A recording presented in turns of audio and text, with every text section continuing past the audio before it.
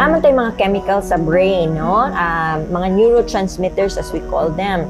Natay mga happy neurotransmitters sa sugod sa ato ang brain. So chemical na siya, Dok, na sa to. Oo. Nya, kung wala na siya gabalanse, murag it's the same nga kung ang ato ang salakyan walay gas, dili na mo andar. So ingon ana sad na ato ang brain. Kung ang happy neurotransmitters nato kulang or depleted, so kinahanglan nato sa replacement. And the replacement or the balancer would be medications nga ireseta, antidepressants nga ireseta sa imuhang doktor.